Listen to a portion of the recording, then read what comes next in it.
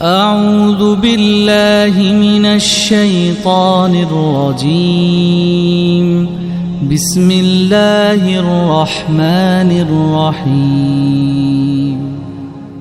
بسم الله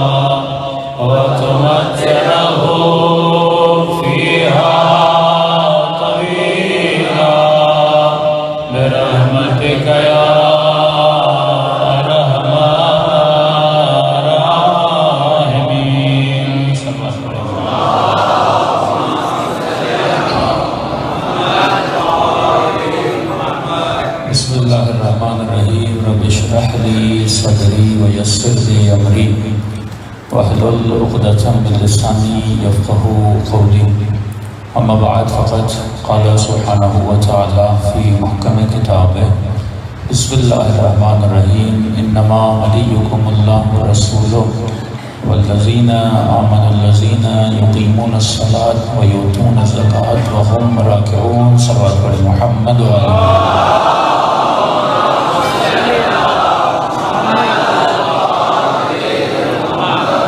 دعا ہے پروردگار عالم ہم سب کی عبادتوں کو اپنی بارگاہ میں قبول فرمائیں اور جس مقصد زندگی کی خاطر ان مجالس میں آئے ان مقاصد میں بھی ہم سب کو کامیابی نصیب فرما دیں.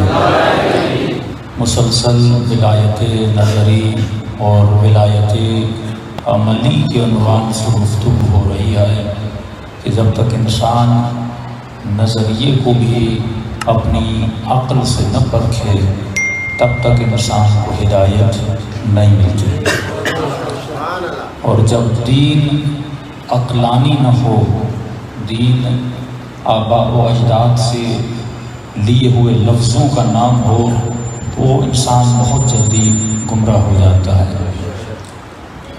دین میں تعقل، عقلانیت کا ہونا بڑا ضروری ہے، کیونکہ جو ہم نماز پڑھتے ہیں یہ نماز بھی ثبوت عقل ہے۔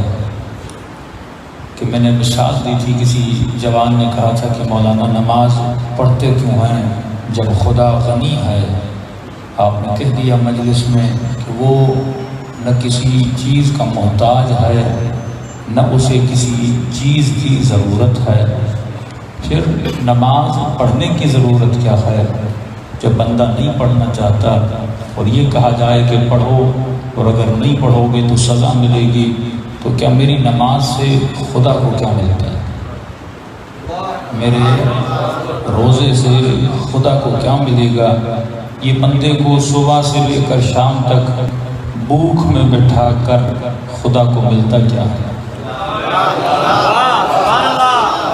تو دین تعقل کا نام ہے نا، دین میں ہر چیز کی دلیل ہے، وداؤٹ دلیل نماز بھی پڑھو گے اس میں مزہ نہیں آئے گا، بغیر سمجھے روزہ رکھو گے وہ بھوک ہوگی پر روزہ نہیں ہوگا، جب تک سمجھو گے نہیں، جب تک پرکھو گے نہیں۔ تو یہ جو کھوپڑی خدا نے دی ہے یہ سوچنے کے لیے دی ہے کہ انسان سوچو، اگر لا الہ الا اللہ کہا ہے تو لا الہ الا اللہ کو سمجھو، لیکن اگر دین میں عقلانیت نہ ہو تو پھر جنگ صفین جیسے واقعہ رونما ہو۔ جنہوں نے لا الہ الا اللہ سمجھا نہیں تھا، ساتھ مولا کے آئے تھے تاکہ مد مقبل دشمن کو مارا جائے، لیکن جب نیزوں پہ قرآن کو اٹھایا گیا تو وہ ظاہر قرآن کو دیکھ کر باطن قرآن کو چھوڑ کے چلے گئے۔ تو یہ ہوتی ہے عقلانیت۔ اگر دین میں عقلانیت ہو تو انسان کی دنیا بھی آباد، انسان کی آخرت بھی آباد۔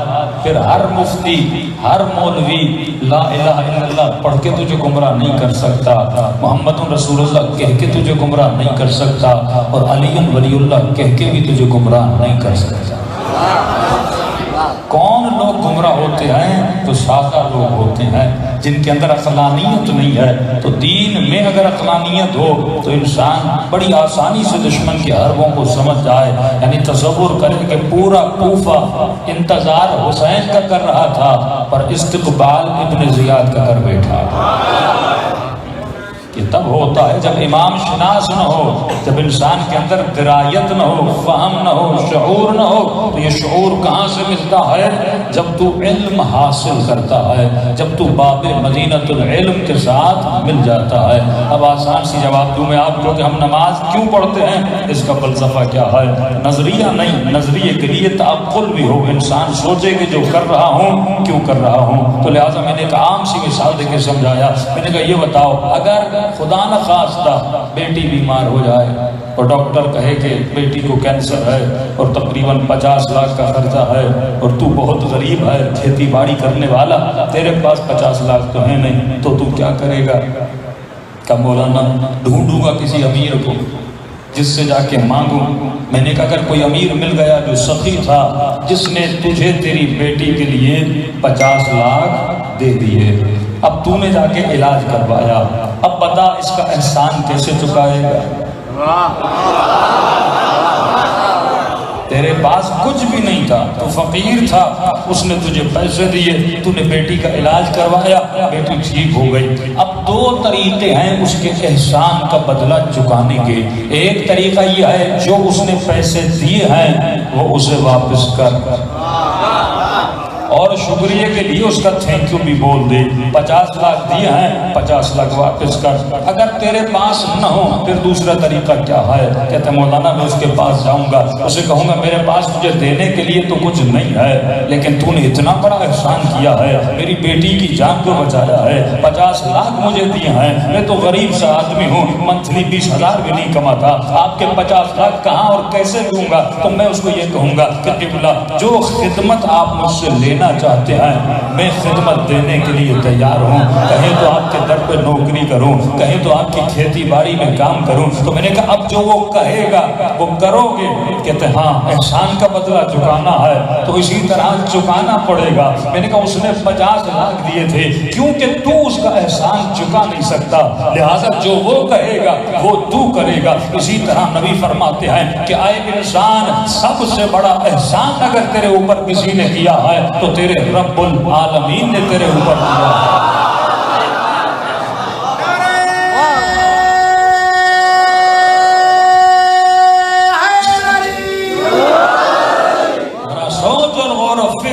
سب سے بڑا احسان اگر کسی نے تیرے اوپر کیا ہے، تیرے رب نے تیرے اوپر کیا ہے، سب سے پہلا احسان یہ تھا کہ اس نے تجھے عدم سے وجود میں لایا، تو نہ تھا، اس نے تجھے تھا بنایا۔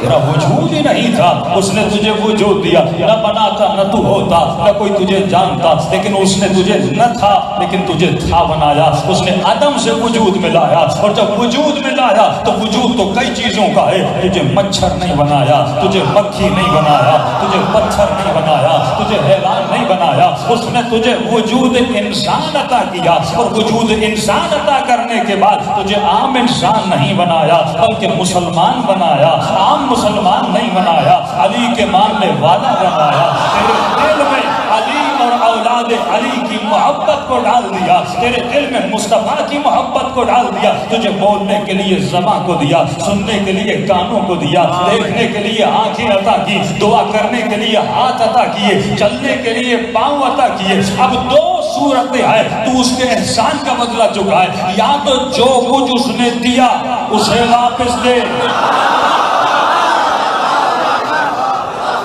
وہی صورتیں ہیں۔ اس نے سورج دیا، اس نے چاند دیا، اس نے آکسیجن دی، اس نے پانی دیا، اس نے پھل دیے، اس نے پودے دیے، اتنی نعمتیں دی، تجھے چھاؤں میں بٹھایا، تجھے زمین پہ چلایا، اتنی پوری کائنات اس نے بنائی، اے بندے تیرے لیے بنائی۔ اب پہلی صورت یہ ہے جو کچھ دیا ہے اسے واپس کر۔ کہا کہ مولا یہ میری توانائی میں نہیں ہے، یہ میرے بس میں ہی نہیں ہے، کیونکہ میرا کچھ ہے ہی نہیں، جو کچھ ہے اس کا ہے۔ اگر میں دوں بھی تو اسے دوں تو کیا دوں؟ اگر اپنا ہاتھ دوں تو یہ بھی اس کا، آنکھیں دوں تو یہ بھی اس کی، زبان دوں تو یہ بھی اس کی، آواز دوں تو یہ بھی اس کی، تو میرے پاس تو اپنا کچھ ہے ہی نہیں، جو کچھ ہے اس کا ہے۔ تو میں اس کے پہلی صورت یہ ہے میں اس کے احسان کا بدلہ چکا نہیں سکتا، تو دوسری صورت یہ رہ جاتی ہے کہ اے خدا میں تیرے احسان کا بدلہ نہیں چکا سکتا، کیونکہ جو کچھ تو نے دیا وہ میں تجھے دے نہیں سکتا۔ تو دوسری صورت رہ جاتی ہے کہ تو اس کے پاس جائے اور کہے اے خدا اب جو تو کہے ویسی نوکری کروں، ورنہ احسان کا بدلہ تو 17 رکعت میں بھی نہیں چکایا جاتا، احسان تو بڑا ہے۔ اب امام فرماتے خدا نے جس طرح کہا اس طرح اس کا شکر ادا کر۔ نماز نماز نہیں ہے، نماز خدا کے شکریہ کا نام ہے۔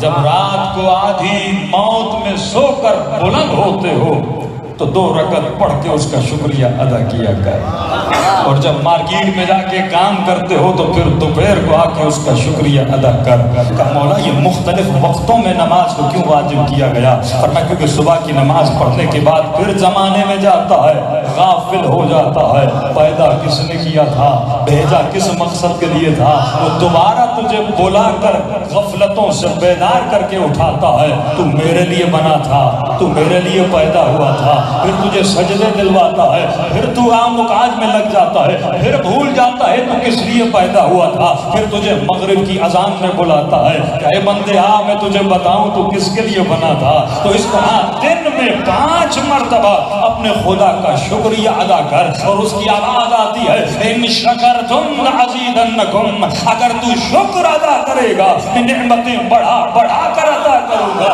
تو ان کفرتم وان عذابی لشدید، لیکن اگر تو ناشکرا بنے گا تو تیرے رب کا عذاب بھی بڑا شدید ہے۔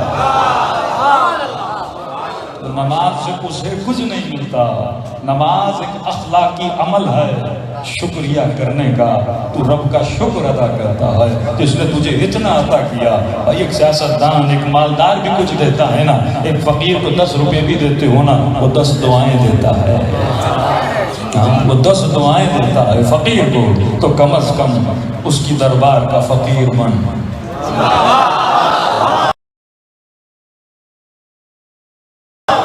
کبھی بیٹا دے رہا ہے، اچھے ماں باپ تجھے عطا کر رہا ہے، نعمتیں دے رہا ہے، حیا اور عفت دے رہا ہے، اتنی نعمتیں خدا نے عطا کی، لیکن افسوس ہے انسان تیرے پاس 17 منٹ نہیں ہے، تو رب کے سامنے اس کا شکریہ ادا کرے تو علی والا شکر گزار ہوتا ہے، نا شکرا نہیں ہوتا۔ تو فرمایا یہ کب ہوگا؟ جب بندے کے نظریات مضبوط ہو جائیں گے۔ اگر نظریات کمزور ہیں تو بندے کی عبادتیں بھی کمزور ہیں۔ اب ایک خاتون حجاب نہیں کرتی، کیوں نہیں کرتی؟ کیونکہ ہم نے اسے فلسفہ حجاب نہیں بتایا۔ اگر اسے پتا چل جائے کہ اس چیز کی اہمیت کتنی ہے، وہ کبھی بھی اپنے سر سے دوپٹہ نہ اتارے۔ اگر انسان کو پتا چل جائے نا کہ سجدے کی ویلیو کتنی ہے، وہ کبھی سجدے سے سر اٹھائے نہیں۔ بات معرفت کی، جب تک پہچانو گے نہیں۔ دنیا دیکھیے ایک فضول چیز کا اتنا پروپیگنڈا کرتی ہے، بندہ اسے استعمال کرتا ہے۔ صبح سے شام تک پیپسی دکھائی جائے گی، کوک دکھایا جائے گا، اب بندہ 10 مرتبہ ٹی وی پہ دیکھے گا، گھر جاتے جاتے 4 سائن بورڈ دیکھے گا، جگہ جگہ دیکھے گا، اس کے سب کانشیس میں چلا جائے گا، اور جب دکان پہ جائے گا پیاس لگے گی تو جب باری آئے گی کسی چیز کے پینے کی تو آٹومیٹیکلی ہاتھ پانی کی طرف نہیں جائے گا، کوک کی طرف جائے گا۔ اسے کون گائیڈ کر رہا ہے؟ یہ بڑے طریقوں کے انسان کے ذہنوں کو گائیڈ کرتے ہیں، پبلسٹی کر کے انسان کے ذہن میں ایک چیز ڈالی جاتی ہے۔ تو فرمایا بالکل اسی طرح جس طرح وہ بار بار دکھا دکھا کے تمہارے ذہن کو کوک کی طرف لے جاتا ہے، وہ بھی اسی طرح تجھے بار بار مسجد میں بلا بلا کے تیرے ذہن کو اپنی طرف لے جانا چاہتا ہے۔ جائے گا نہیں، دیکھے گا نہیں تو عاشق کیسے بنے گا؟ سجدے کرے گا نہیں تو اللہ کی معرفت کیسے آئے گی؟ اس لیے فرمایا من اخلص اللہ 40 یوما، جس نے 40 دن خالص ایسے گزارے جیسے خدا نے کہے ہے، خدا حکمت کے چشمے اس کے دل پہ جاری کر دیتا ہے۔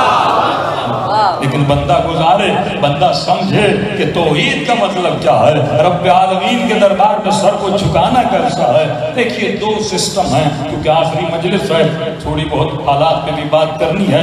2 سسٹم ہیں، یاد رکھیے، ایک ہے سسٹم کفر، ایک ہے سسٹم خدا۔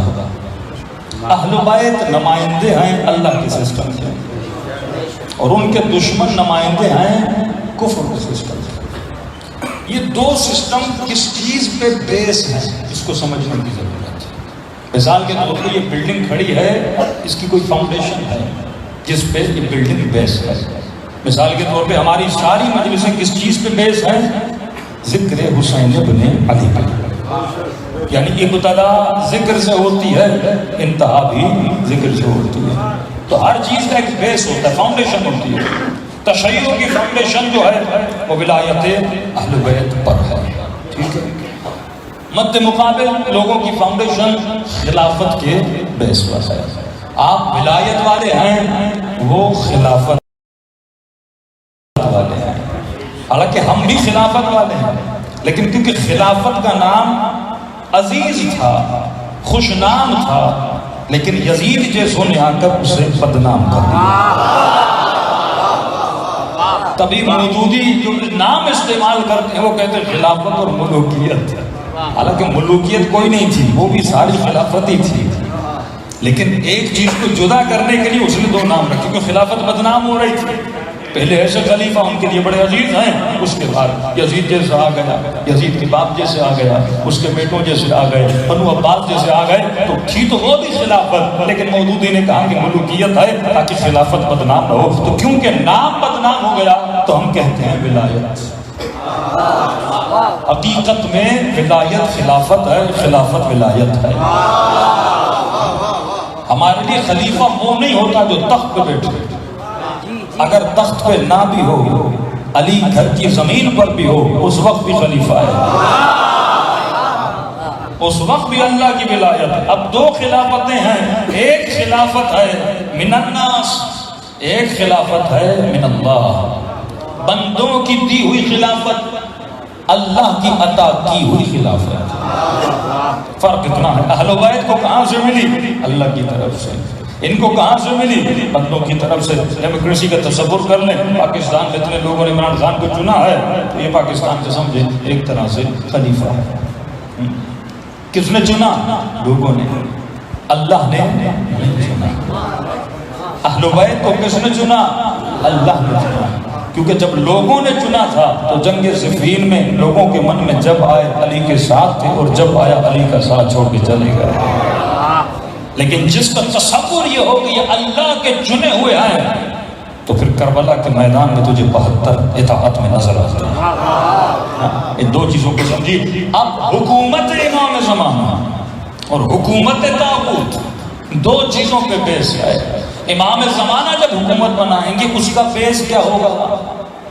اور یہ جو طاغوتی حکومتیں جو آج چل رہی ہیں، T V, media, social media, سارا سسٹم جو چل رہا ہے، اس کا نظام کس چیز پہ بیس ہے؟ اس لیے کہہ رہا ہوں کہ کہیں ایسا نہ ہو کہ ہم نعرہ تو علی کا لے رہے ہیں لیکن اس نظام میں زندگی بسر کریں جو نظام طاغوت کا نظام ہو، جو نظام ظلم کا نظام ہو۔ طاغوت کا نظام کیا ہے؟ ولا تبرجنا تبرج الجاہلیہ۔ طاغوت کا نظام کا نام ہے تبرج۔ طاغوت کے نظام کا نام ہے بس دیکھے جاؤ، اینی ہاؤ دیکھے جاؤ، ہر قیمت میں دیکھے جاؤ، کیونکہ طاغوت کے نظام میں جو بیس اور بنیاد ہے وہ انسان ہے، وہ ہیومن ہے۔ یعنی اس کے نظام میں جتنے قوانین بنتے ہیں انسان کے لیے بنتے ہیں، اس نظام میں جتنی فائدے مند چیزیں تخلیق کی جاتی ہیں انسان کے لیے کی جاتی ہیں، اس نظام میں جتنے بھی قوانین بنتے ہیں انسان کے لیے۔ مثال کے طور پر مثال دے رہا ہوں تاکہ آپ کو سمجھ آ جائے۔ ایک مرد مرد کو پسند کرتا ہے تو نظام طاغوت اس کے لیے قانون بناتا ہے کہ مرد مرد سے شادی کر سکتا ہے، کیونکہ یہ نظام بیس ہے کون ہیومن، یہ خود کو ہیومنسٹ کہتے ہیں۔ ہم کون ہیں؟ انسان پرست ہے۔ جتنے بھی قوانین انسان کے لیے بنے، پورا لگژری لائف اسٹائل کس کے لیے بنا؟ انسان کے لیے بنا۔ جو کچھ ہے انسان کے لیے ہے۔ اب انسان جو بھی پسند کرے یہ قانون اس کو فیور دے گا، یہ نظام اس کو فیور دے گا۔ تو مرد ہو یا عورت ہو، عورت عورت کو پسند کرے یہ نظام کہے گا تم شادی کر سکتے ہو، مرد مرد کو پسند کرے یہ نظام کہے گا تم شادی کر سکتے ہو۔ اس نظام میں کپڑے بنتے ہیں عورت کے لیے، مرد کے لیے۔ اب عورت خود کو دکھانا چاہتی ہے یہ نظام اس کو فیور کرے گا، کیونکہ کس کے لیے بنا ہے؟ انسان کے لیے بنا ہے۔ اور اس کا معیار ہے کہ بس دیکھا جاؤں، مجھے معاشرہ دیکھے۔ تو ایک عورت بدنام ترین حرکتیں کرتی ہے ٹک ٹاک پہ، مختلف چیزوں پہ، آپ کے ٹاک شوز میں اس کو لایا جاتا ہے، ٹی وی میں لایا جاتا ہے، اسے فیور دی جاتا ہے کہ تم صحیح کر رہے ہو، کیونکہ اس نظام کا مقصد ہے بس دیکھا جائے۔ اب اس نظام میں آ کر مولوی پکڑ جاتا ہے، اس نظام میں آ کر نوح خان چکڑ جاتا ہے، ہر بندہ اس نظام کی کڑیوں میں خود کو پھنستا ہوا دیکھتا ہے، اسے پتا نہیں میں کیوں کر رہا ہوں۔ اب یہ نوحہ پڑھے، یہ سنگنگ کرے، یہ ایکٹنگ کرے، یہ مجلس پڑھے، یہ ماتم کرے، اگر بیس میرا وجود ہو تو یہ جو کچھ کرے گا اپنے لیے، کیونکہ بیس کیا بنا؟ سیلفشنس کا نظام ہے، حب ذات کا نظام ہے، یعنی جو کچھ کرے گا وہ کس کے لیے ہوگا؟ اپنے لیے ہوگا، ہیومن کے لیے ہوگا۔ اب یہ نوح خان نوحہ بھی بنائے گا تو اس کی پوری توجہ یہ ہوگی کہ ایسا نوحہ بناؤ کہ لوگ پسند کریں، دنیا پسند کرے،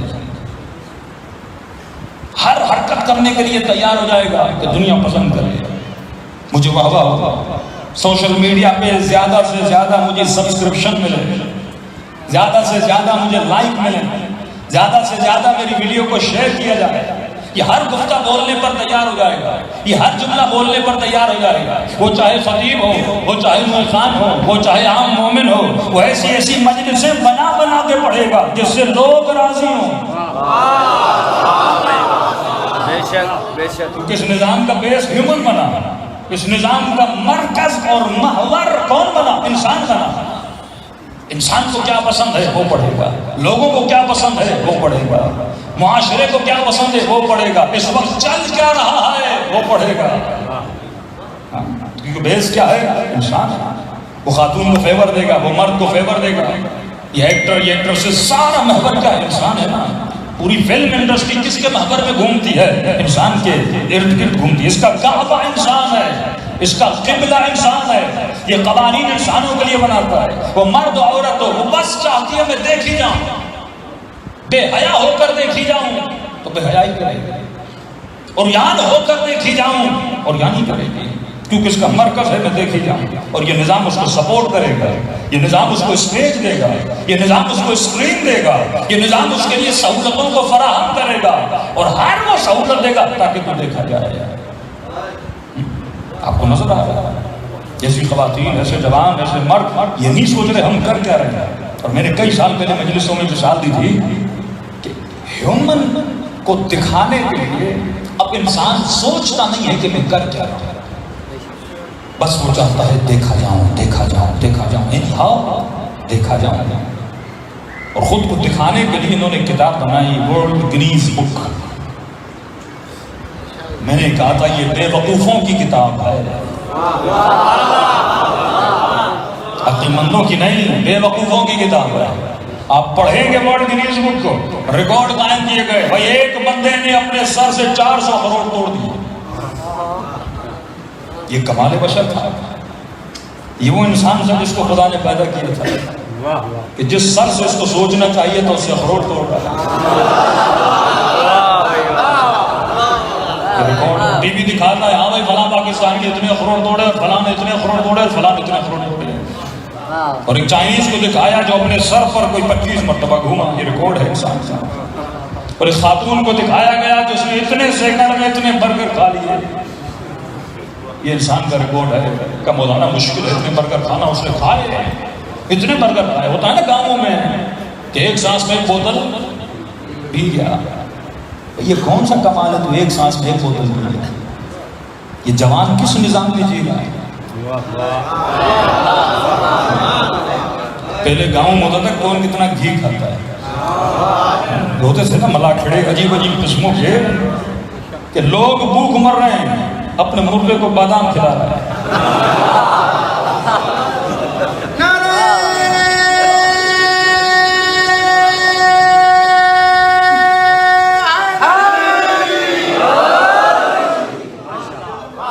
کون سے نظام میں تو جی رہا ہے؟ وہ نظام جو بیسڈ ہے آن ہیومن، انسان پر بیسڈ ہے. یہ بس چاہتا ہے دیکھا جاؤں، کسی بھی طریقے سے دیکھا جاؤں. ایک مولانا نے ہم سے شکایت کی کہ مولانا میری تنخواہ 7,000 عیب نہیں، آپ مولا کا زوجنا رکھیں، زری رکھیں، زب رکھیں، لیکن کا ایک زوجنا پہ مہینے میں خرچہ ہوتا ہے تقریباً 1 لاکھ اور مولوی پہ 7,000. انسان سوچے تو صحیح کہ میں کس نظام میں چل رہا ہوں کہ مجھے بچوں کی تربیت کرنی ہے، بچوں کو قرآن پڑھانا ہے. لیکن جب نظام بدل جائے، سوچ بدل جائے. ایک خاتون 25 برگر 40 سیکنڈ میں کھا لے، وہ چاہتی ہے میں دیکھی جاؤں، کوئی ایسا کام کروں بس مجھے دیکھا جائے.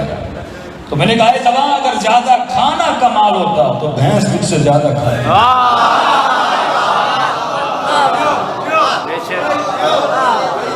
جو نظام بیس کو ہیومن ہوگا.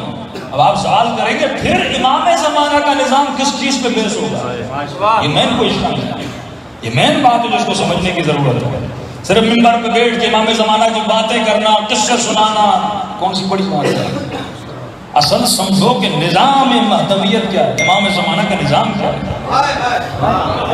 نظام وہ آئیں گے تو کون سا نظام بنائیں گے؟ ایسا تو نہیں ہے حکمران اترا مہدی بیٹھ جائیں گے اور حکومت یہی چلیں گی. نظام نہیں، نظام تمام تر اس کے قوانین چینج ہوں گے. وہ کس چیز پر بیس ہوگا؟ فرمایا دنیا کا نظام بیسڈ ہے انسان پر، امام زمانہ کا نظام بیسڈ ہے اللہ پر. فرق کتنا ہے؟ اس فرق تو سمجھ لو. یعنی وہ ہر وہ قانون بنائے گا جس میں اللہ کی اطاعت ہو. وہ مجلس بھی پڑھی جائے، وہ نوحہ بھی پڑھا جائے، وہ ذکر بھی کیا جائے، وہ ہر کام کرے گا، اس لیے نہیں کہ لوگ واہ کریں، اس لیے کرے گا تاکہ میرا رب مجھ سے راضی ہو جائے۔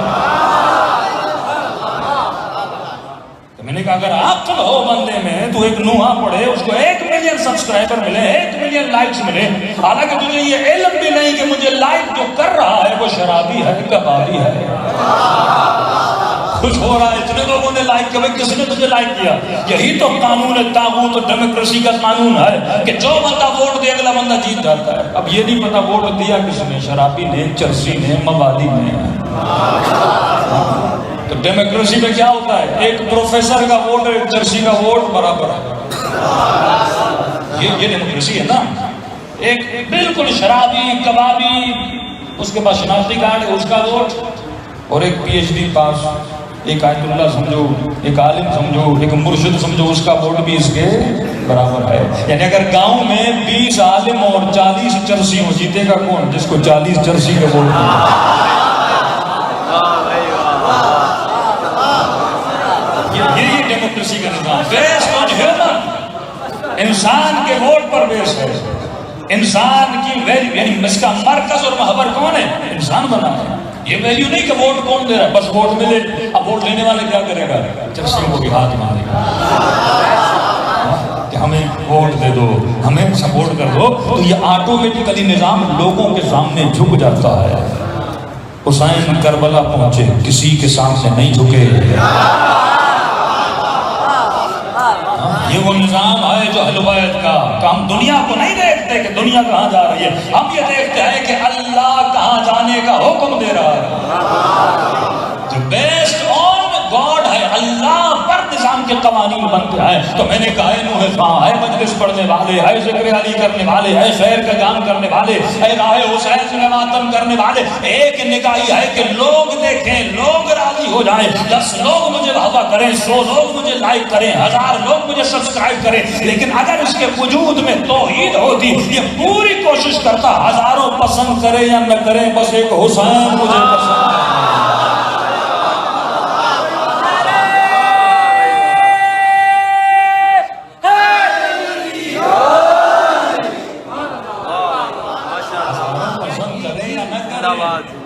ایک امام زمانہ مجھے پسند کرتے ہیں۔ اب لوگوں کے نظام میں پہلا جملہ جاتا ہے نا، لوگ کیا کہیں گے۔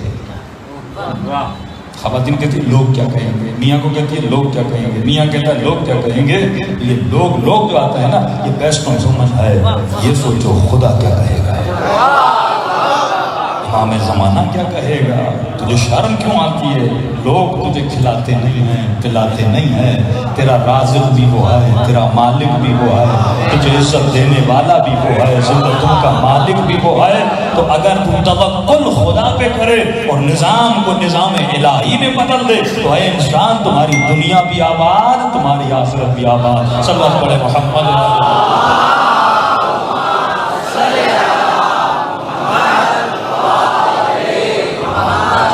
افسوس سے اس نظام کے سب تکڑے ہوئے، یعنی ہر بندہ تکڑا ہوا ہے، ہر بندے کی یہ سوچ ہے میں دیکھا جاؤں، کسی بھی قیمت میں اوٹ پٹانگ حرکتیں کرتا ہے، عجیب عجیب باتیں کرتا ہے۔ یہ کیوں؟ ایک دیکھتے ہیں کہ ایک ٹک ٹاکر مفتی 24 گھنٹہ بیٹھا رہتا ہے، اس کا کام یہ ہے کہ ڈیلی بس کلپ دوں، کوئی ایشو کریٹ کروں، پھر کچھ یہاں بیٹھے ہیں، وہ وہاں سے بھیجتا ہے، یہ یہاں سے بھیجتے ہیں، صبح سے شام تک ایک جنگ چل رہی ہے، کیونکہ اس انسان کو عقل نہیں ہے۔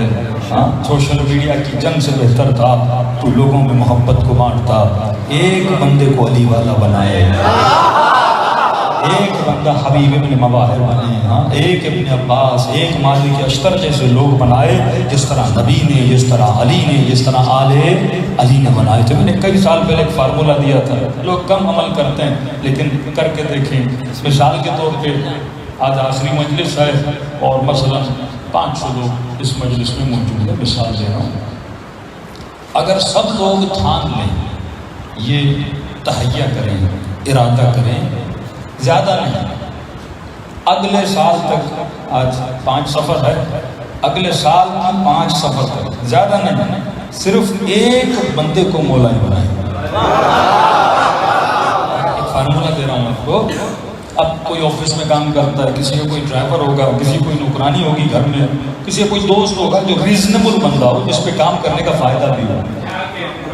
کچھ ایسے ہیں قرآن کہتا ہے اولئک وقر فی آذانہم، گویا کان بہرے ہیں، کانوں میں کنکر ہیں. جو بھی کہو اس بندے پہ، ایسے بندے پہ اپنی انرجی ویسٹ نہ کرو جس کو سمجھانے کا کوئی فائدہ نہیں. ایسے جیسے دیوار سے بات کر رہے ہو اسے چھوڑ دو. قرآن کہتا ہے یہ گدھے اور حیوانوں جیسے ہیں. اس بندے پہ کام کرو جو تھوڑا سا ریزنیبل ہے، عقل مند ہے، 4 سوال وہ کرے 4 جواب تو دے، اس کو مکتب اہل بیت کے قریب لائے. بہترین فارمولہ بتا رہا ہوں. آج کتنے لوگ ہیں مثال میں نے دی؟ 500 لوگ. آج اسے مہیا کر لیں، زیادہ نہیں، ایک بندے پہ محنت کرے، فوکس کرے بھائی فلاں بندے پہ محنت کرنی ہے، اسے مکتب میں لانا ہے. ہاں محنت کرے، ریزنیبل بندہ ہو تو 1 سال ہر بندہ ایک بندے پہ محنت کرے. ہر سال ایک بندہ 1 سال میں ایک بندے پہ محنت کرے. اگر آج 500 ہونا، اگلے سال مجلس میں آؤ گے تو 1000 ہو کر آؤ. ہر سال اگر کرتے رہو اور وہ 1000 یہ محنت کریں تو 2000، وہ 1000 یہ محنت کریں 3000، تو 20 سال میں شاید 20000 شیعہ آپ پڑھا دیں، محب اہل بیت پڑھا دیں. یہ ہے اگر نظام بیسڈ ہو نا کس چیز پر؟ الوہیت پر. لیکن ہم پوری محنت کرتے ہیں، اس سال 1 لاکھ کمایا، اگلے سال ڈبل. یہ کس پہ بیس کرتا ہے؟ یعنی مال کے لیے تو سوچتے ہیں لیکن اللہ کے لیے سوچتے نہیں ہیں. تو آیت اللہ مظاہری فرماتے ہیں کہ 24 گھنٹے نا 3 حصوں میں تقسیم کرو. 8 گھنٹے دنیا کے لیے، 8 گھنٹے آرام کے لیے، نیند کے لیے، اور 8 گھنٹے بیوی بچے اور تبلیغ اسلام کے لیے. تقسیم اگر انسان صحیح کرے، انسان کی دنیا اور آخرت آباد ہو جائے. صلوات پڑھے محمد.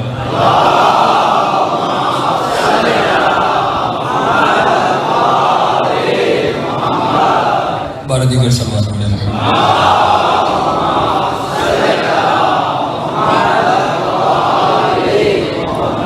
دوسرا یہ جو نظام ظلم ہے، ایک تو یہ بیس ہے انسان پر بیس ہے.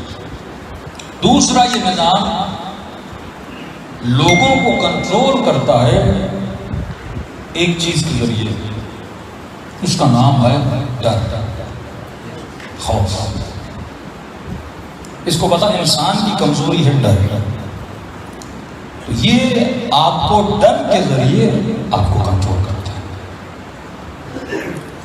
قرآن میں کہتا ہے نا وَلَنَبْلُوَنَّكُمْ بِشَيْءٍ مِّنَ الْخَوْفِ وَالْجُوعِ وَنَقْصٍ مِّنَ الْأَمْوَالِ. کبھی مال کا خوف، مال کے کھونے کا خوف، اولاد کے جانے کا خوف، اپنے مرنے کا خوف. یہ ڈر کے ذریعے سے تمہارے ذہنوں پر حاکم ہو جاتا ہے. اور جو کام اہل بیت کا تھا وہ یہ تھا کہ لوگوں کے دلوں سے ہر ڈر کو نکال کے اللہ کے ڈر کو ڈالا جائے. دیکھیں 2 نظاموں میں فرق کتنا ہے.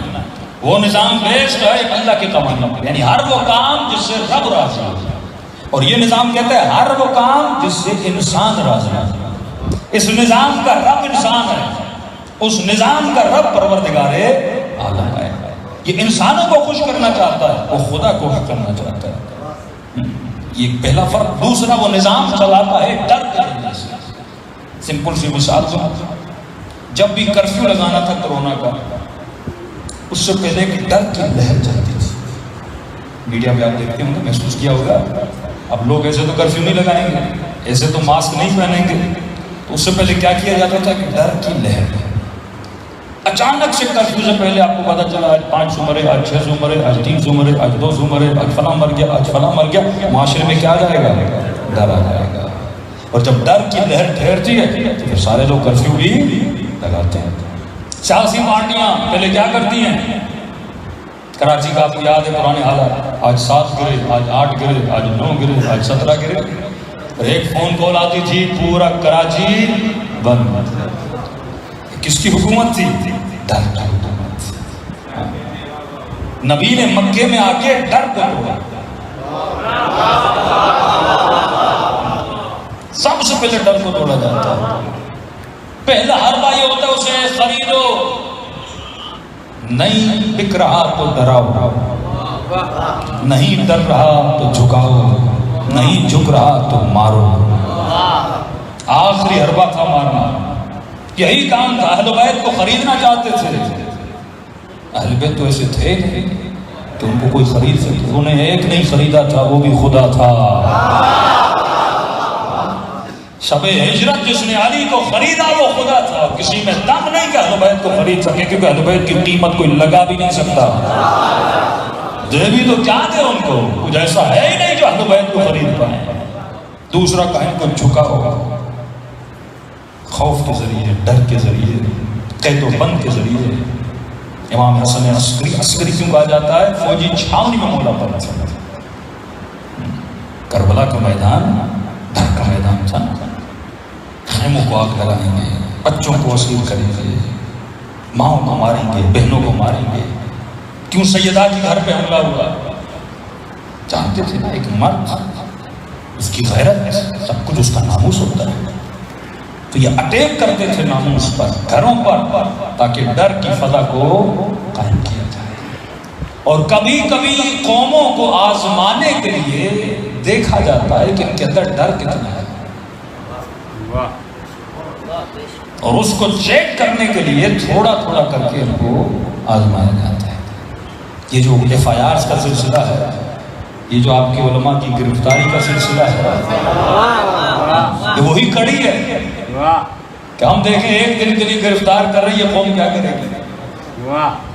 پھر ایک ہفتہ گرفتار ہوگا کوئی نہ کوئی، پھر ایک مہینہ گرفتار ہوگا، پھر یہ معاشرے میں قوم کو عادت پڑ جائے گی. جب 5 لاشیں گرتی تھی نا تو لوگ پریشان ہوتے تھے، لیکن اتنی لاشوں کو گرایا گیا اگر کسی کو پتہ بھی چل جائے نا بم پھٹا اور 50 لوگ مر گئے تو بندہ کہتا ہے اچھا 50 لوگ مر گئے. عادی ہو چکا ہے، موتوں کو دیکھ دیکھ کے عادی ہو چکا ہے. تو آہستہ آہستہ اس کے ایموشنز کو بے حس کیا جاتا ہے، اس کے اندر سے احساس ختم ہو جاتا ہے. پہلے کوئی خاتون دوپٹہ اتار کے ٹی وی میں آ جائے کہتے تھے اتنی بے حیائی ہے، اور آج جو بھی پہن کے آئے لوگ بے ہوش ہوتے ہیں. غیرت ایک دن میں ختم نہیں ہوتی، غیرت کو آہستہ آہستہ ختم کیا جاتا ہے. سلو پائزن کا زہر دے دے کے قوموں کو بے غیرت بنایا جاتا ہے، بے حیا بنایا جاتا ہے. وہ وقت تھا کہ ہمارے بزرگ کہتے ہیں ایک دن PTV میں ایک نیوز اینکر نے نیوز پڑھتے پڑھتے سر سے اس کا دوپٹہ اتر گیا، 70 سے پتہ نہیں کب کا واقعہ ہے، تو لوگوں نے جلوس نکالا تھا، اس کو ریزائن کرنا پڑا، پھر وہ PTV پہ نہیں آئی. آج جتنی نیوز پڑھنے والی ہے ایک کے سر پہ دوپٹہ نہیں ہے، قوم دیکھ رہی ہے. پہلے کسی نے سوچا تھا میری بیٹی ناچے گی، میری بیٹی گانا سنے گی، لیکن آج ہم اتنے بے حس ہیں، ان اسکولوں میں اپنے بچوں کو بھیجتے ہیں جہاں پہ کلچرل کلاس کے نام سے ڈانس ہوتا ہے، میوزک ہوتا ہے. پہلے جن چیزوں کو ہمارے باپ دادا دیکھ کے غیرت میں آ جاتے تھے، آج ہم وہی کام اپنی بیٹیوں کو دیکھ کے ہم خوش ہوتے ہیں کہ ہم زمانے کے ساتھ چل رہے ہیں. تو ایک دن میں کوئی بے غیرت و بے حیا اور بے ایمان نہیں بنتا، آہستہ آہستہ آہستہ ان کو کیا جاتا ہے. انسان کی فطرت کو مس کر کے تباہ و برباد کر دیا جاتا ہے. لیکن سوال یہ ہے کہ میں نے اس نظام کو بچانے کے لیے کیا کیا؟ مجلس 1 گھنٹے کی، 5 دن کی مجالس کرنا اور تبلیغی باتیں سننا یہ ریگولر حل نہیں ہے. آج خطیب ہے کل خطیب نہیں ہے، آج ایک زندہ ہے کل مر گیا، پھر کیا ہوگا؟ تبھی فرمائے نظام ہو، جب نظام ہوتا ہے تو قومیں بچتی ہیں، جب نظام ہوتا ہے تو قوموں میں تربیت آتی ہے. انگریز نے پاکستان میں چرچ نہیں کھولے، یہودیوں نے کسی ملک میں اپنی عبادت خانے نہیں کھولے.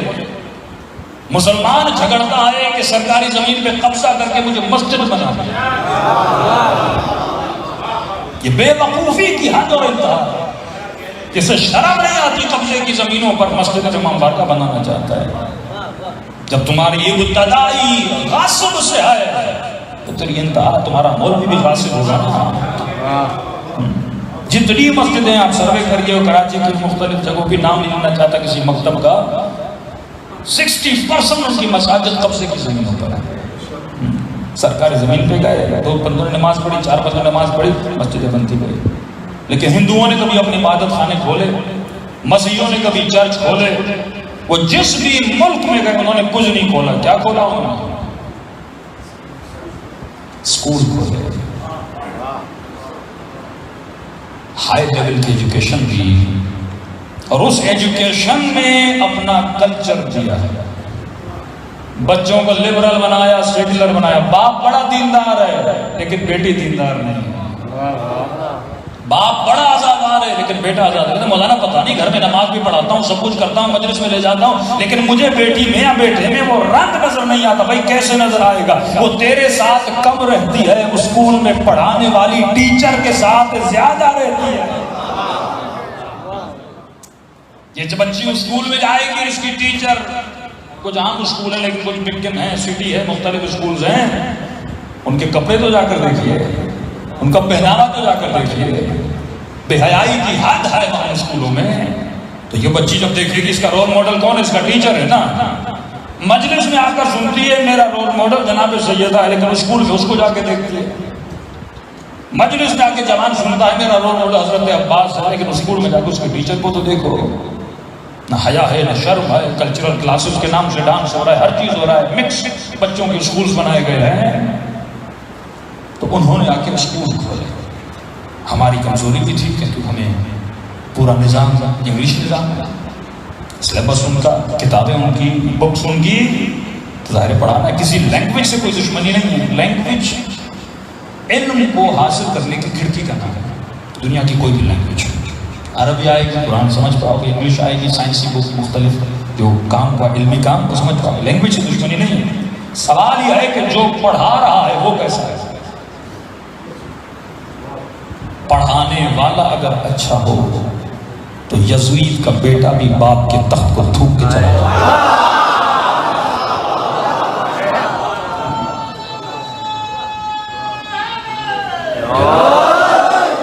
اصل تربیت ہے.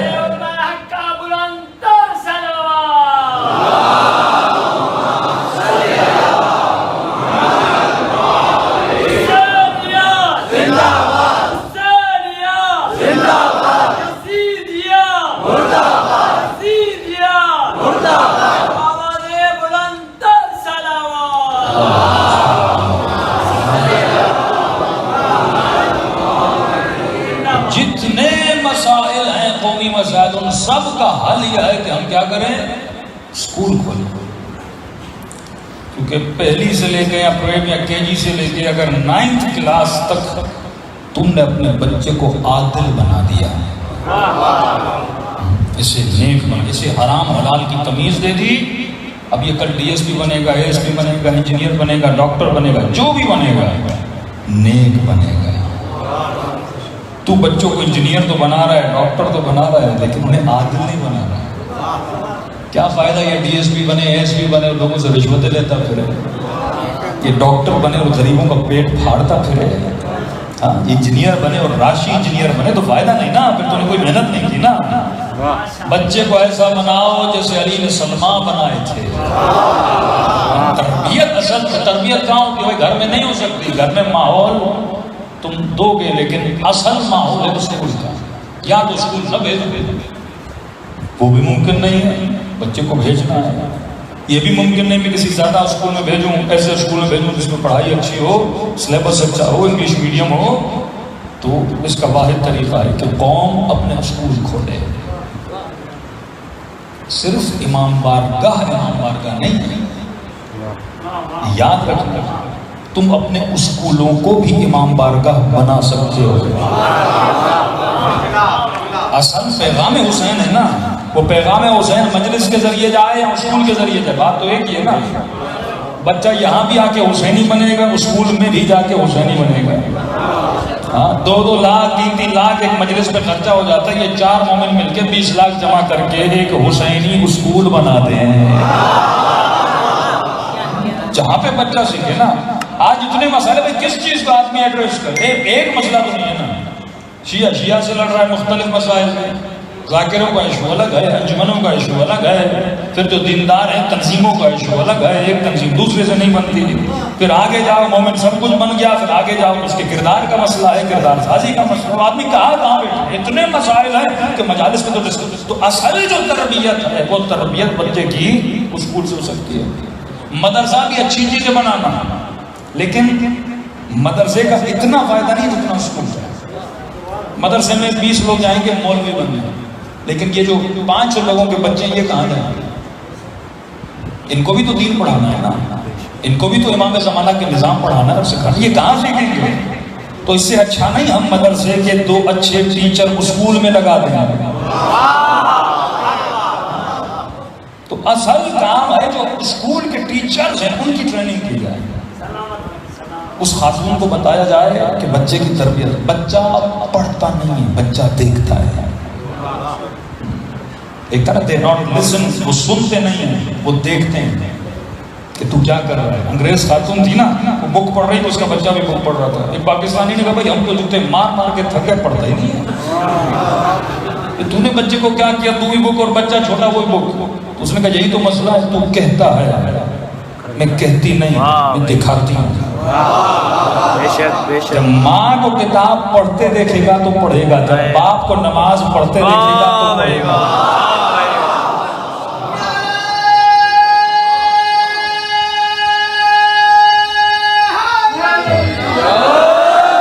ماں کے سر پہ یہ بچی دوپٹہ دیکھے گی تو پہنے گی نا۔ اصل بچے دیکھتے ہیں، اگر تم نے اس کا بچپنا سدھار دیا، اب گھر میں ماں کو دوپٹے کے ساتھ دیکھے، اسکول میں ٹیچر کو جینس کے ساتھ دیکھے، کیا سمجھے گی یہ؟ اور ماں کس کے پاس بھیج رہی ہے؟ ٹیچر کے پاس۔ تو وہ سوچے گی نا جب ماں اس کے پاس بھیج رہی تو امی سے زیادہ پڑھی لکھی ہے۔ ماں جب اس کے حوالے کر رہی ہے بچوں کو، سروے ہوا 80% پاکستان کے اسکولوں میں کرپشن ہے، 80%۔ وہ بکن ہو وہ سٹی، سب اسکولوں میں کرپشن ہے۔ وہ کس طرح ایک ٹیچر نے کہا مولانا آپ مجمع سے پوچھئے کتنے لوگوں کے بچے سال سے فیل ہوتے ہیں بکن میں، سٹی میں جو بڑے بڑے اسکول ہیں، ایک بھی بندے نے ہاتھ نہیں اٹھایا۔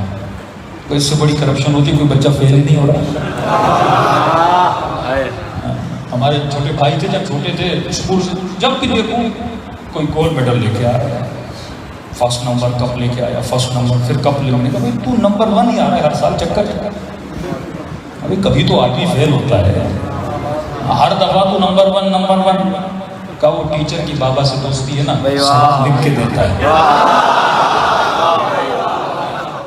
تو ظاہر ہے وہ بھی تو سوچتے ہیں نا کہ ایک بندہ اپنے بچے کے لیے 10,000 7,000 13,000 فیس بھر رہا ہے، بچہ فیل کروں گا تو جوتے تو لگیں گے۔ تو وہ بچوں کو کاپی پیسٹ کروا کے باپ کو ٹائم کتنا، ہاں بھائی نمبر کتنے دیے، وہ یہ دیکھتا ہے۔ آج تک بچے کو بٹھایا نہیں، یہ لو ڈان نیوز پڑھو، انگلش پڑھنا آتی ہے، A for apple, B for book, C for cat سیکھ گئے ہو تو پھر ڈان نیوز بھی تو پڑھے نا۔ لیکن جو بٹا رٹے سے جس کو یاد کروایا جائے نا تو وہ وہی کتاب پڑھتا ہے جو رٹے والی ہے، دوسری پڑھ نہیں سکتا، تو رٹا لگوایا جا رہا ہے، یعنی پیسے بھی لیے جا رہے ہیں، کرپشن بھی کی جا رہی ہے، بچوں کو پڑھایا بھی نہیں جا رہا۔ انگلش میڈیم کا بچہ انٹر کرنے کے بعد پھر اسے آئلٹس کی ضرورت کیوں پڑتی ہے، ٹافل کی ضرورت کیوں پڑتی ہے؟ جب انگلش میڈیم میں تو آئلٹس کی ضرورت ہی نہ ہونا۔ اگر میں ایران سے فارسی سیکھ کے آیا ہوں تو مجھے کیوں ایگزام دینا پڑے فارسی کا، پھر اس کی الگ تیاری کروائی ہے، مطلب اسکول میں ایسی انگلش پڑھائی نہیں ہے۔ دوسرا اتنے سال میں ایران میں رہا، یورپ چلے جائیں، مختلف ملکوں میں چلے جائیں، کہیں ٹیوشن کا کانسیپٹ نہیں ہے۔ باہر ملکوں میں چلے جائیں ٹیوشن کا کانسیپٹ ہی نہیں ہے۔ ہاں فردر اسٹڈی کا کانسیپٹ ہے، بچہ اور پڑھنا چاہے تو خود پڑھتا ہے۔ یہاں اسکول میں پڑھنے جاتا ہے، الگ سے پھر ٹیچر پڑھانے آتا ہے، تو یہاں تو اسکول میں نہیں پڑھ رہا بھائی، بچہ آپ اسکول بھیج رہے ہو، فیس بھیجے، پھر ٹیوشن کیوں بچہ پڑھے؟ تو اتنی کرپشن ہے پاکستان میں، یعنی ہم اپنے بچوں کا ٹائم، اپنا پیسہ، ہر چیز ویسٹ کر رہے ہیں۔ لیکن اس سے اچھا ہوتا کہ شیعہ اسکول بناتے، مدرسہ بنائیں گے، چلو بلڈنگ بن جائے گی، پھر چندہ مانگتے پھریں گے کہ مدرسہ چلے کیسے۔ لیکن اسکول کے لیے چندے کی بھی ضرورت نہیں ہے، آپ خود کھولو گے منتھلی، یعنی دنیا بھی ہے آخرت بھی ہے، بچے حسینی بن کے باہر بھی نکلیں گے۔ یہ صرف شیعوں کے لیے نہیں، سنی بھی سوچیں، مل کے کامن اسکول کھولیں جس میں بچوں کو دین پڑھایا جائے، کم از کم نماز سکھائی جائے، اتحاد بین المسلمین کا درس دیا جائے۔ یہ واحد حل ہے، جب بچوں میں شعور آ گیا وہ کسی بھی جاہل کی باتوں میں پھر نہیں آئیں گے۔ اور بڑا آسان ہے، اگر نارمل آپ اسکول کھولنا چاہیں، سمجھیں سٹی کے لیول کا اسکول یا اس لیول کا اسکول، 25 لاکھ کا خرچہ ہے، تقریباً زیادہ تر خرچہ فرنیچر پہ ہوتا ہے اور کسی چیز پہ تو ہوتا نہیں ہے. ایسے اسکولز آپ کھول سکتے ہیں. ہماری بہت اچھی ٹیم ہے اسلام آباد میں جنہوں نے ابھی تک 5-6 اسکول کھولے ہیں, لیکن افسوس ہے کہنا پڑتا ہے ہر جگہ کام ہو رہا ہے لیکن صوبہ سندھ میں کوئی کام نہیں ہو رہا ہے. کراچی میں بھی ہو رہا ہے لیکن انٹیریئر سندھ میں بالکل زیرو کے برابر ہے کیونکہ لوگوں میں شعور نہیں ہے. ایک مجلس کرواتے ہیں اس پہ 15-15 لاکھ 20-20 لاکھ, یعنی ایک مجلس پہ 20-20 لاکھ خرچہ ہو جاتا ہے. یہ اس 20 لاکھ سے ہمیشہ کے لیے اسکول کھول سکتا ہے. اور جب دنیا سے چلا بھی جائے گا جو بچہ حسینی بنتا رہے گا, سمجھو ہر بچہ اس کے لیے ایک مجلس کرواتا رہے گا. یہ ہے ہنر. میں نے کہا نا سورج ہمارے اوپر برس رہا ہے لیکن چائنیز نے اس سے انرجی لینا شروع کر دی, لیکن ہمیں پتہ نہیں ہمیں پیسہ یوز کہاں کرنا ہے. حسین کے ہدف کو مقصد کو آگے بڑھانا. میں نہیں کہتا مجلس میں کرواؤ لیکن وہ 20 لاکھ کے خرچے والی مجلس کو 1 لاکھ پہ لا دو اور 19 لاکھ حسینی قسم کے اسکول کھولو.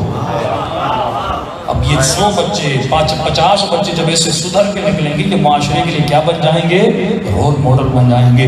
باکردار بچے, باکردار خواتین اور پورے معاشرے کو حسینی بنا دیں گے. کیوں چھٹے امام سے جب کہا کہ مولا آپ قیام کیوں نہیں کرتے, جملہ سنیں ہم کا. امام نے کہا شیعہ کیا. پوچھنے والے مولا اتنے شیعہ آپ کیسے بول سکتے, آپ تلوار اٹھائیں تو صحیح ہم آپ کے ساتھ ہیں. امام فرماتے نہیں ہے. جب شخص نے ضد کی تو تنور جل رہا تھا. امام نے اندر جا کہ مولا مذاق کیوں کر رہا ہے, تنور آگ جل رہی ہے اندر کیسے جاؤں. تو مولا مسکرائے. اتنے میں مولا کا صحابی آیا, امام کو سلام کیا. مولا نے جواب دے کر کہا تنور میں چلا جا. یہ تک نہیں کہا مولا کیوں, یہ تک نہیں کہا مولا اچھا اندر جا رہا ہوں تھوڑی مہلت دیں بچوں کے لیے کوئی کھانا وانا خدا حافظی تو کر کے ہوں, آگ میں جانا ہے بندے کو مرنا ہے. پوچھا نہیں. امام نے کہا چلا جا, یہ سیدھا تنور میں اندر. امام نے تنور کا دروازہ بند کر دیا. اب یہ جو بیٹھا تھا پریشانی کا عالم ہے. امام نے کہا کتنے ایسے شیعہ کتنے, تو مولا ایک بھی نہیں. اب امام نے کہا تیرے گاؤں میں فلاں مومن بیمار ہے, میرا سلام دینا. فلاں مومنہ تنگ دست ہے, یہ پیسے تو اس مومنہ کو جا کر دینا. امام پوچھتے رہے, یہ بار بار تنور کو دیکھتا رہا کہ مولا اس کی پڑی ہوئی ہے جو میرے گاؤں میں, اور یہ جو ساتھ میں آپ نے تندور میں بھیج دیا اس کی پرواہ نہیں. امام نے کہا تو اس کی پرواہ نہ کر, میرے کہنے پر گیا ہے.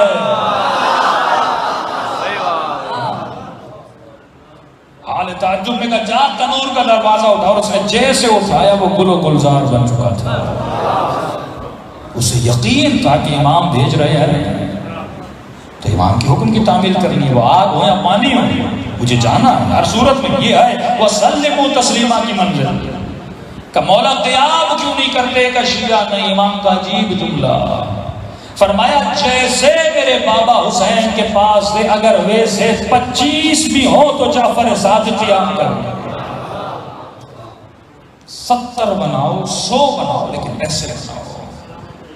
کیا فائدہ ایسی قوم کا کہ مشرف کے زمانے میں آپ کی قیادت کو 6 مہینہ جیل میں ڈالا گیا, ایک بندہ نہیں نکلا.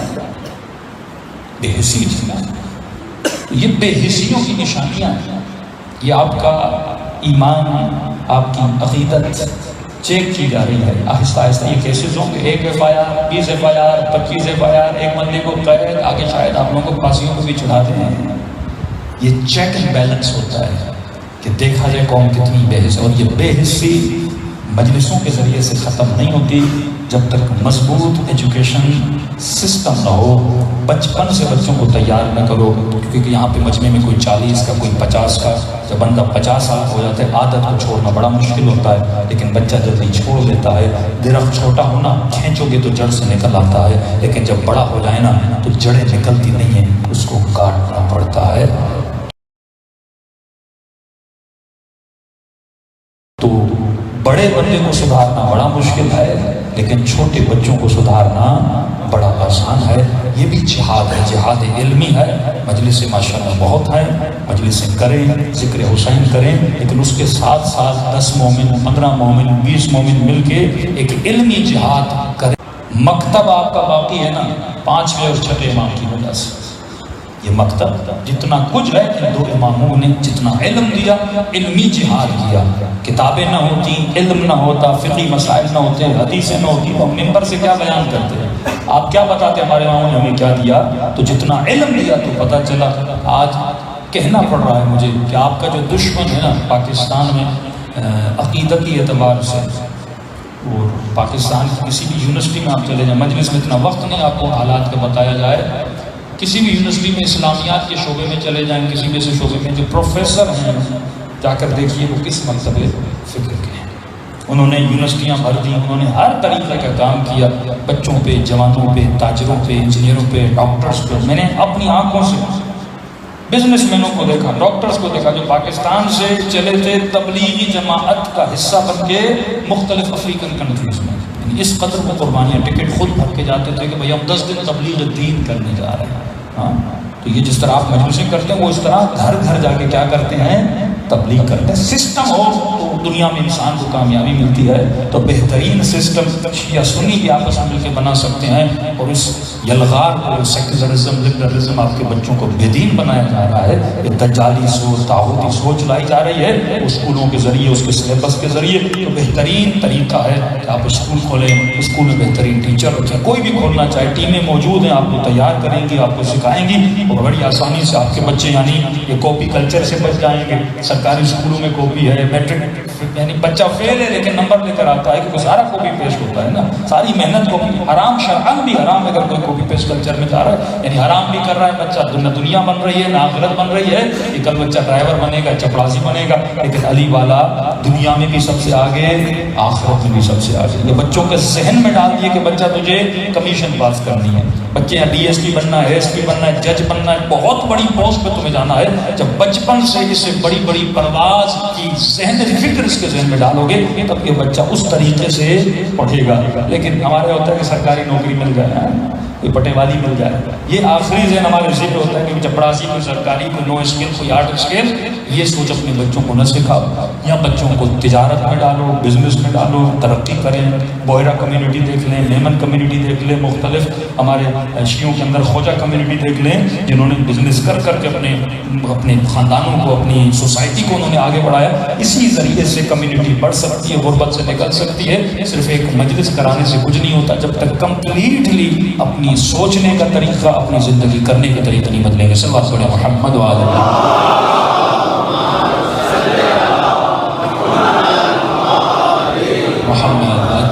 ہر فرد پہ بات ہے، ایسے امام زمانہ نہیں آئیں گے جب تک تو امام زمانہ کے نظام کی کم از کم ایک کڑی تو بنا، کم از کم اس نظام کی ایک سیڑھی تو رکھ.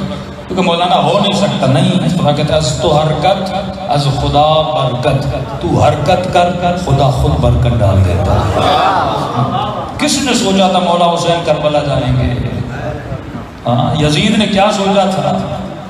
کیوں امام حسین کو کربلا میں روکا گیا؟ اس نے کہا کوئی صحرا ہے حسین کو روکوں گا، مار دوں گا، دنیا کو کہوں گا کچھ باغی تھے، کوئی 70-100 باغی تھے، میں نے مار دیا، وقت کے ساتھ دنیا ساری بھول جائے گی. سیدہ زینب نے خطبہ دی، فرمایا یزید یہ تیری بھول ہے، جس کربلا کو تو نے حسین کا ویرانہ بنانا چاہا، خدا نے اسی کربلا کو مومنوں کی جنت بنانا.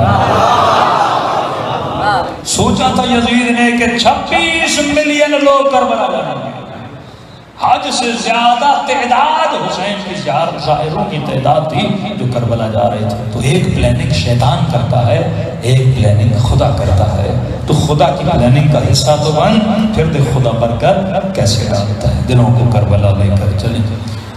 سلام کریں ان ہستیوں کو کہ جن کی محنتوں کا نتیجہ یہ مجالس ہے. انسان کو نہیں پتا کتنے سال زندہ رہے، کم از کم اپنے لمحے، اپنی محنت، اپنی 2 پائی کی کمائی اس نظام کے حصے میں شامل کر لے تاکہ آنے والی نسلیں ایسی بنے جسے امام حسین چاہتے تھے. گریہ کرتے تھے اہل بیت. رات کے اندھیروں میں مولا علی اپنا سر کنویں میں ڈال کے روتے تھے. سر پہ ضربت لگی تو فرمایا علی کو آج راحت ملی، تنگ آ چکے تھے، علم لینا چاہتے تھے کوئی لینے بنا. جنت میں بھیجنا چاہتے تھے، کوئی جانے کے لیے تیار نہیں تھا۔ علی جیسا امام منبر پر بیٹھا کوئی بات نہیں سنتا، یہ غم تھا اہل بیت کو۔ حسین جیسا امام کہہ رہا حل من ناصر ینصرنا، ہے کوئی حسین کی مدد کرنے والا؟ چاہے لوگ کوئی تیر مار رہا ہے، کوئی پتھر مار رہا ہے، کوئی نیزہ مار رہا ہے، معرفت نہ ہو تو لوگ دشمن بن جاتے ہیں، ہادی کا دشمن بن جاتے ہیں۔ رسول دعوت حق دے رہے ہیں، مکے والے پتھر مار رہے ہیں، کوئی کچرا پھینک رہی ہے۔ کتنی اذیتیں کی انبیاء کو، 70 نبی ایک دن میں ذبح ہوئے بنی اسرائیل کی قوم پر۔ جب قومیں جاہل ہوتی ہیں تو اپنے ہادیوں کو مانتے ہیں، لیکن جب قوموں کو ہدایت مل جائے تو پھر خدا امام زمانہ کا ظہور کرتا ہے۔ جب یہ تیار ہو جائیں دعا کریں کہ خدا اہل بیت کے صدقے میں ہمارے آقا امام کا ظہور فرمائے۔ السلام علی الحسین وعلی علی ابن الحسین وعلی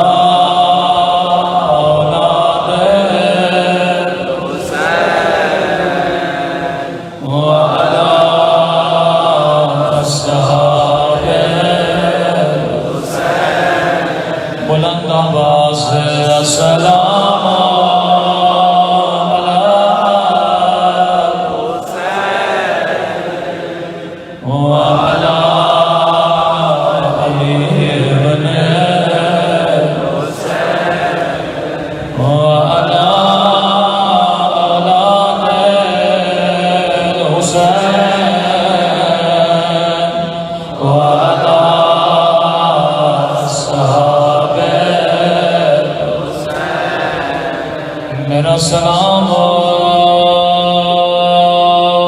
اس درد بھرے منظر پہ، جب حسین نے گھوڑے سے اتر کے دو کٹے ہوئے بازو اٹھائے تھے، بازوؤں کو چوم کے کہا عباس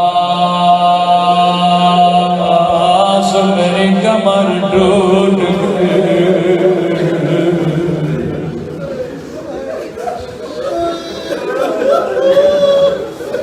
راوی کہتا میں نے حسین کو پہلے بھی دیکھا تھا۔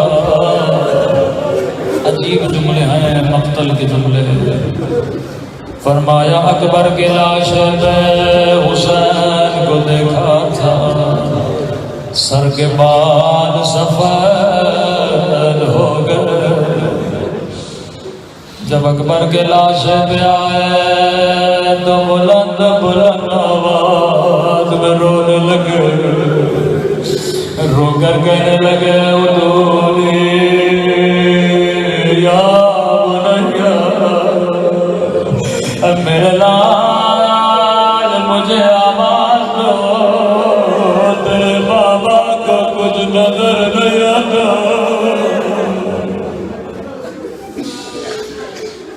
فرمایا جب قاسم کے لاش پہ آئے تو فریاد کرنے لگے، لیکن جب میں نے حسین کو عباس کے کرنے والوں اٹھاتے دیکھا،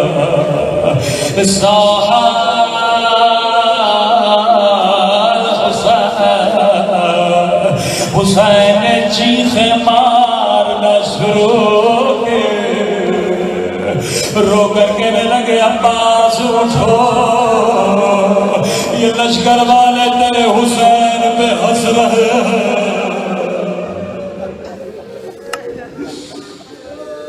جب سر کو گود میں لیا کیا دیکھا عباس رو رہے ہیں، رو کر کہا عباس رونا تو مجھے چاہیے، تجھ جیسا بھائی چلا گیا کہ مولا میں خود پہ نہیں رو رہا، آپ کی مظلومیت پہ رو رہا، میرا سر آپ کی گود میں ہے، اللہ جانے آپ کے سر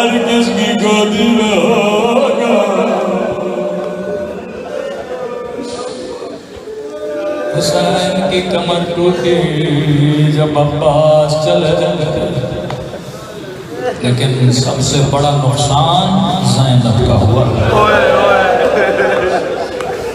اگر سمجھ سکو سب سے بڑا نقصان زینب کا ہوا۔ جب کہا کہ مولا مجھے اجازت دیجیے، فرمایا عباس میں تجھے روکتا ہوں، لیکن زینب کو تجھ پہ بڑا بھروسہ ہے، اگر زینب اجازت دے تو چلا گیا، میں بھی نہیں رکوں گا۔ خیمے کے در پہ آئے، فرمایا آقا نبی اجازت تو تمہیں اندر۔ جی عباس اندر گئے، زانو ادب لگا کے جس طرح تو نماز میں بیٹھتا اسی طرح سے عباس بی بی زینب کے سامنے بیٹھے، فرمایا آقا دادی اگر اجازت دو میں سکینہ کے لیے پانی لے کر آؤں۔ بی بی زینب نے کہا عباس میں تجھے روکوں گی نہیں، لیکن میری کچھ باتیں سن لو۔ جی میری آقا دادی، عباس کوفے کا شہر تھا، حکومت بابا علی کی تھی، میرا قافلہ شہر کے باہر تھا۔ بابا نے فرمایا حسن رات ہونے دو، جب دکانیں بند ہو جائے، لوگ اپنے گھروں کو چلے جائے، پھر زہرا کی بیٹیوں کو لبنا عباس قافلہ کر وہ بازار بند ہو گئے۔ خود بابا علی مجھے لینے کے لیے آئے، بابا نے میری اونٹ کی مار کو تھاما، چل بھی رہے تھے رو بھی رہے تھے۔ عباس میری سمجھ میں نہیں آیا میرے بابا کیوں رو رہے۔ ایک مرتبہ میری سواری کو روکا، مجھے کہا زینب بیٹا ذرا ہماری کا پردہ ہٹانا، میں نے پردہ ہٹایا، زینب غور سے دیکھو یہ کوفے کا بازار ہے۔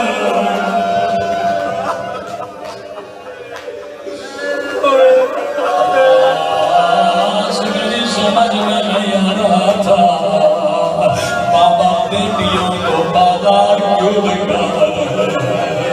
پھر قافلہ آگے بڑھا، پھر میری سواری کرو گا، فرمایا زینب پردہ ہٹا، غور سے دیکھو یہ کوفیوں کے گھروں کی چھتیں ہیں۔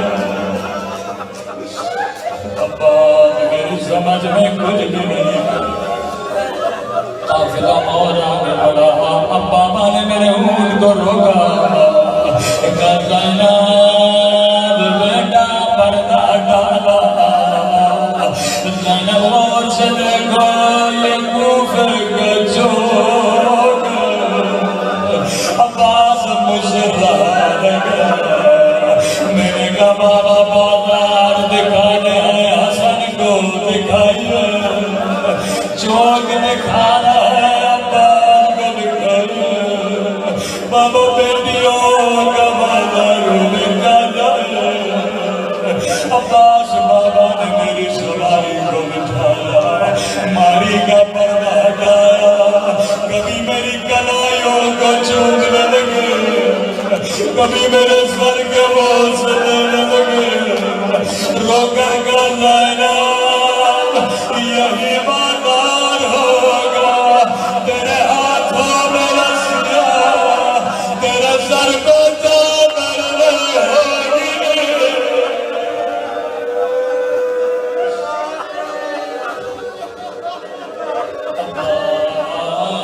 میری سمجھ میں کچھ نہیں آ رہا، میرے کباب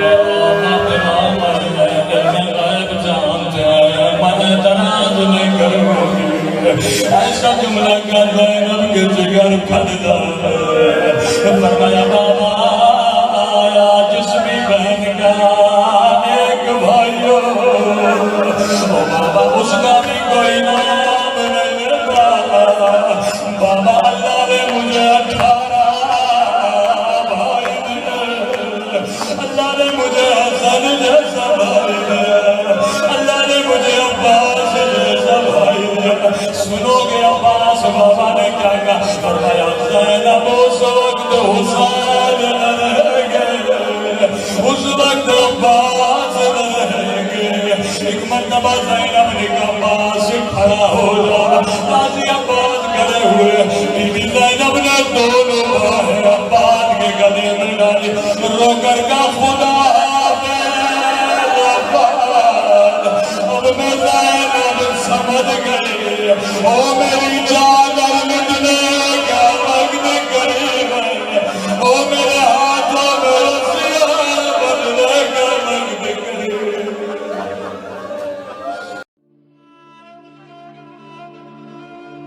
السلام